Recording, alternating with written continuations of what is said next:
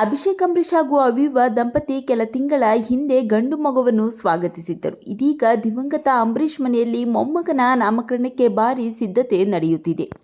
ಮದುವೆ ಹಾಗೂ ಸೀಮಂತ ಕಾರ್ಯವನ್ನು ಅದ್ದೂರಿಯಾಗಿ ಮಾಡಿದ್ದ ಸುಮಲತಾ ಇದೀಗ ಮೊಮ್ಮಗನ ನಾಮಕರಣವನ್ನು ಅದ್ದೂರಿಯಾಗಿ ಮಾಡಲು ಸಕಲ ತಯಾರಿ ನಡೆಸಿದ್ದಾರಂತೆ. ಇದೇ ತಿಂಗಳು 14ನೇ ತಾರೀಕಿನಂದು ಮೊಮ್ಮಗನ ನಾಮಕರಣ ಮಾಡಲು ಸಿದ್ಧತೆ ನಡೆಸಿದ್ದಾರಂತೆ. ಇನ್ನು ಅಂಬರೀಷ್ ಅವರಿಗೆ ನಟ ಯಶ್ ಹಾಗೂ ರಾಧಿಕಾ ದಂಪತಿ ಮೇಲೆ ವಿಶೇಷ ಪ್ರೀತಿ. ಇವರಿಬ್ಬರ ಎಂಗೇಜ್ಮೆಂಟ್ನಿಂದ ಹಿಡಿದು ಎಲ್ಲ ಸಮಾರಂಭಗಳಲ್ಲೂ ಅವರು ಭಾಗಿಯಾಗುತ್ತಿದ್ದರು. ಇನ್ನು ಯಶ್ಗೆ ಹೆಣ್ಣು ಮಗುವಾದಾಗ ಅಂಬರೀಷ್ ಅವರು ಗಿಫ್ಟ್ ಆಗಿ ತೊಟ್ಟಿಲು ನೀಡಿದ್ದರು. ಅದೇ ತೊಟ್ಟಿಲನ್ನು ತಮ್ಮ ಮೊಮ್ಮಗಳಿಗೆ ಬಳಸಬೇಕೆಂದು ಅಂಬರೀಷ್ ಅವರು ಯಶ್ ಬಳಿ ಹೇಳಿದ್ದರಂತೆ. ಹೀಗಾಗಿ ಅಂಬಿ ಮೊಮ್ಮಗನಿಗೂ ಕಲಗಟಿಕೆ ತೊಟ್ಟಿಲು ರೆಡಿಯಾಗಿ ಬಂದಿದೆ. ಇದೇ 14ರಂದು ಸುಮಲತಾ ಅಂಬರೀಷ್ ಅವರ ಮನೆಯಲ್ಲಿ ಮೊಮ್ಮಗನಿಗೆ ಅದ್ದೂರಿಯಾಗಿ ನಾಮಕರಣ ನಡೆಸಲು ಸಿದ್ಧತೆ ನಡೆಸಲಾಗಿದೆ.